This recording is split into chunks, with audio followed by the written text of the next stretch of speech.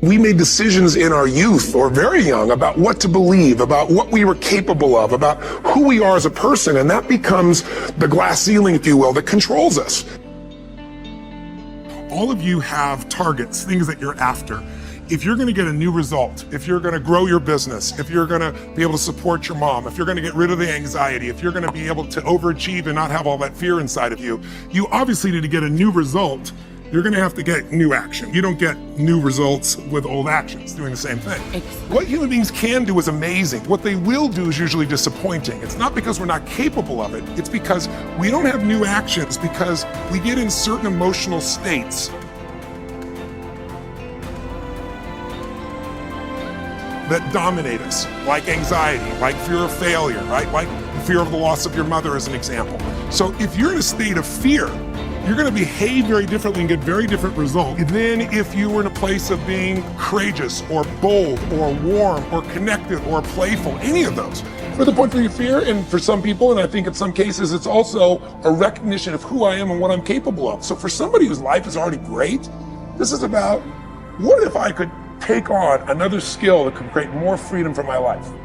And just saying, I'm not having to go out and try and do it all perfectly right now. What I'm going to do for the next 8 weeks, I'm going to create a little ritual. I'm going to do one thing a day to condition my mind, right? So that I get strong, so I follow through. I'm going to read something. I'm going to listen to something. I'm going to immerse myself. I'm going to go for an intense jog, or I'm going to go lift weights, but I'm going to do it consciously to get in a state where I'm going to follow through. That's number one, because people follow through when they're in state. So the most important key to changing your life in any situation is to change results, you got to change behavior. But to change behavior, you got to change the emotional state you're in. When things are bad, people think it's going to be bad forever. When things are good, they think it's going to be good forever. And they're always wrong. Life's cyclical. If you got $1 billion and every day you're pissed off and frustrated, the quality of your life is called pissed off and frustrated. Right. But if you have nothing, but you're euphorically grateful for whatever you have, you're the richest person that you're going to know. He said, so it doesn't matter how much money you got if you don't have gratitude. Because I believe you have to condition it. You don't just hope that stuff shows up. Think about it in your own life. Haven't you had some area of your life where you raised your standard and your life has never been the same? You did it for years and you kept trying to change it, and kept telling yourself, I should. And then one day something happened. Something just clicked you over. Something took you over that kind of tipping point. And inside yourself, you said, no more.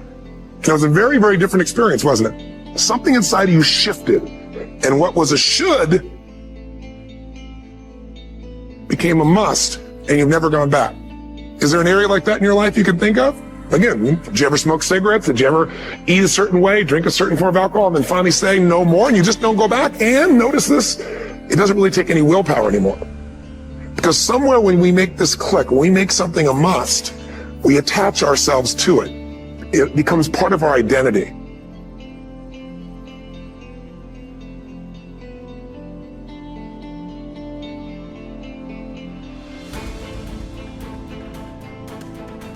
We are what we repeatedly do. Excellence, therefore, is not an act, but a habit. You are your most valuable asset. Your life, your potential, and your possibilities are the most precious things you have. Thus, your great goal in life should be to fulfill that potential and become everything you are capable of becoming.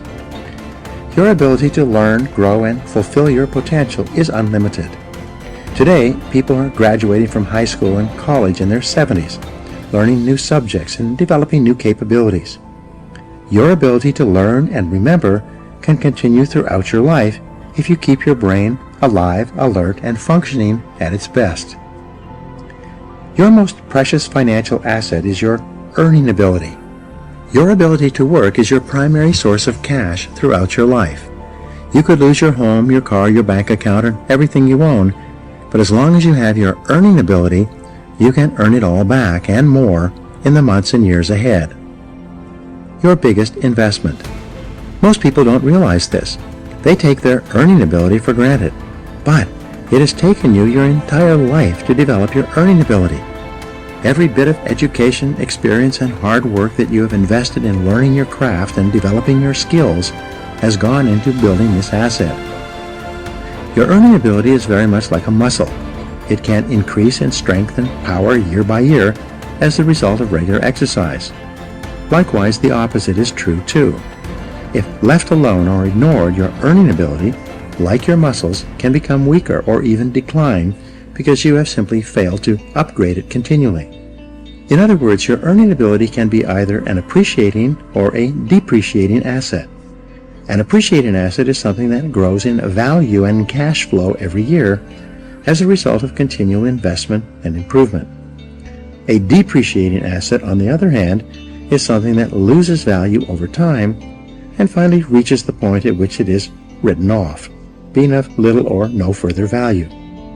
The choice is yours as to whether your earning ability is increasing or decreasing month by month and year by year.